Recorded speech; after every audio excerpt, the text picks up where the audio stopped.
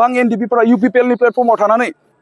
जोंनि जेंना सुफुंनायनि बेलायाव खामानि मावदोंमोन खोथा होदोंमोन जे जोङो सरकाराव जुदि फैयोब्ला प्रमद बर' बिथाङा खोथा होदों जोंनि जेंनाफोरखौ फोजोबनानै होगोन रन्जन दैमारिखौ बरनगोन जोंनि जेलाव थानाय गासैबो गबोगोन पलिटिकेल बेकिं होगोन बिदि होननानै बिथांमोनाबो नाजादोंमोन जों नागिरदों दिनै बे 17 बोसोराव जोङो जि सरकार नुबाय बे 5 बोसोराव जों जि सरकार नुबाय बिनिख्रुइ जोङो साबसिन जों मावनो नागिरदों बिटिसिनि इलेक्शना खाथिखाय जोङो सिगां बिटिसिखौ जों टारगेट खालामग्रोदों आरो बिनि उनाव जोङो सारा आसामाव जोंनि बे पलिटिकल पार्टिखौ जों फेहेरगोन थारैनो दिनैनि साना जोबोद गोजोनथाव इउनाइटेड फराम अफ एक्स एनडिपिआ गोबांथार नाजाहै दिनै मोनसे माने पर्यायाव मोनफैबाय जोङो इउनाइटेड फरामनि हांख्राय इउनाइटेड फरामजों गोबां बे ओनसोलनि मेलेमजिबि सुबुं रायजो राजाफोरखौ जोङो लिंदों आरो लोगोसे जोंखौ जि समाव थै-थाङै सहाय खालामबोनाय माखासे संगठनफोर बिसोरखौ जोङो हांख्रायनानै नैबे बरबरियाव दिनै जोङो सावरायलायदोंमोन आरो बे सावरायनाया स्पेसियेलि मोनसे गोदान पलिटिकल पार्टी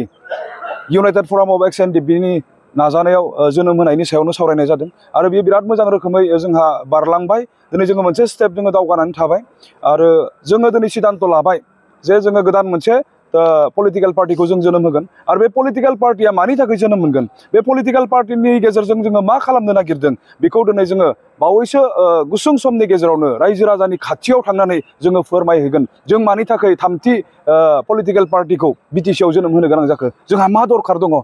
दिनै एनडिपिआ 34 बोसोर हाथियारनि संग्राम खालामखांनायनि उनाव गोदानै पलिटिकल पार्टी मानो दिनै जों जोनोम होनो गोनां जादों बिनि सायाव जोङो गोबां बिबुंथिफोरखौ लादों जोंनि मेलेमजिबि सुबुंफोरा जोंखौ सुबुरनफोर होदों आरो दिनै जों बुजि मोनदों जारिमिनखौ नायफाफिननानै जोङो रोखायै बुंनो हायो 2003 मायथाइयाव बेलटिआ बिटिसि सुक्ति खालामबाय सुक्तिनि उनाव बेलटिआ जोब्बाय बेलटिआ थैबाय बेलटिनि गोथै सहआव बिपिएफआ जोनोम मोनबाय जायनि थाखाय दिनै बिपिएफखौ कन्टिनिउ बेलटिफोरा दैदेननो हादों दिनै एनडिपिआ 30 बोसोर नांबाय जोंबो थांनाय 2020 मायथाइनि 27 जानुवारियाव गोरोबथा खालामबाय नाथाय जोङो थैबाय जोङो जोब्बाय दिनै एनडिपिआ जोबखांनायनि उनाव जेबो दिनै जोंहा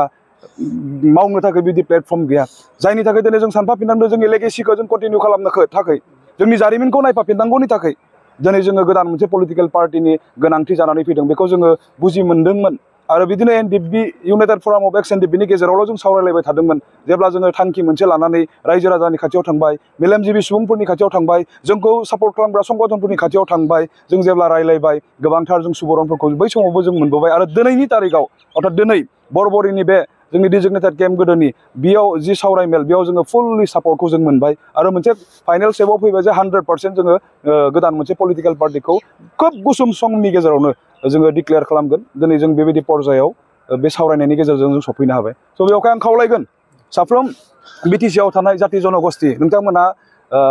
रेडि जानानै था जों नोंथांमोननि थाखाय मावनो जों नागिरदों दिनै बे 17 बोसोराव जोङो जि सरकार नुबाय बे 5 बोसोराव जों जि सरकार नुबाय बिनिख्रुइ जोङो साबसिन जों मावनो नागिरदों मानसिनि थाखाय जों मावनो नागिरदों बे थांखिखौ लानानैनो दिनै जोङो गोदान मोनसे पलिटिकल पार्टीखौ जों जोनोम होनो नागिरदों बे पलिटिकल पार्टीया रावनिबो हेंथा नङा बे मानसिनि थाखाय जागोन जों जिहेतु दिनै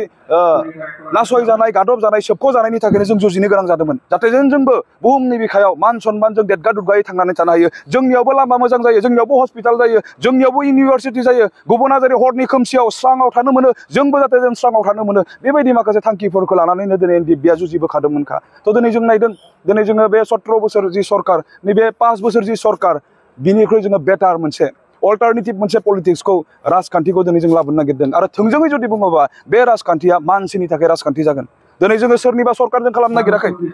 दिनै जों नुदों बिटिसिआव मोननै टार्मसनि सरकार बारलांबाय जों नुदों स्ल'गान हिसाबै हाग्रामा महिलारि सरकार जों नुदों स्ल'गान हिसाबै प्रमद बर' सरकार नाथाय जोंनि जि मोनसे गोदान पलिटिकल पार्टीया दिनै सरकार दानो थांदों बा जों जुजिनो नागिरदों बियो नाथाय जोंनि सरकार जोंनि बिटिसि जों गासैखौबो लाफानानै मानसिनि मोजां खामानि मावनो थाखाय जों सिन्था खालामनानै नैबे गोदान मोनसे पलिटिकल पार्टीखौ जों जोनोम होनो नागिरदों नोंथाङा थारैनो मोजां कुइसनखौ आंखौ सोंदों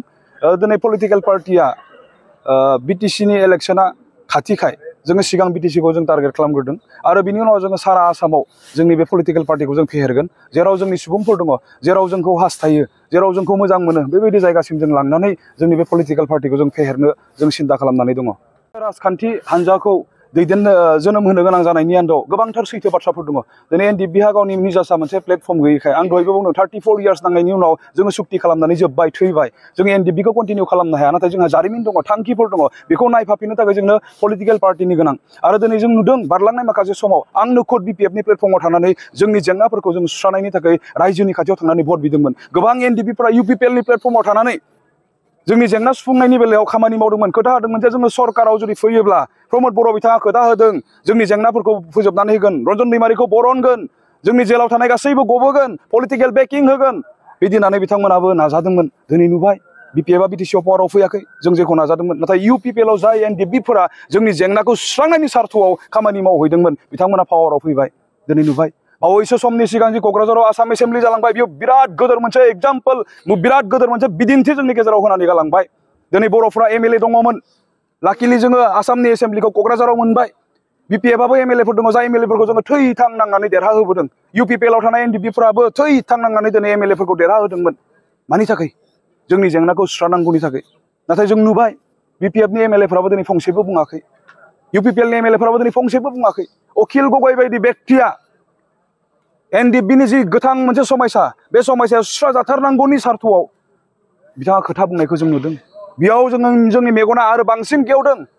दिनै जों जुदि गावनिनो मोनसे पलिटिकेल पार्टि फर्म खालामनानै जोङो जुदि एमएलए जों जुदि बिटिसिआव सरकार दानो हायाब्ला एमएलएफोर मन्थ्रिफोर जोंनिफ्रायबो जुदि जानो हायाब्ला जोंनि जेंनाया जेंनायैनो थागोन खारन जोंनि जेसेबांखिनि जेंना गासैबो पियर पलिटिकेल बेवहाय पलिटिकेल बेकिं होनो थाखाय दिनै जोङो जोंनि जेंनाफोरखौ फोजोबनो थाखाय जोङो गोदान मोनसे पलिटिकेल पार्टि जों दादों आरो बे दानो नागिरनायनि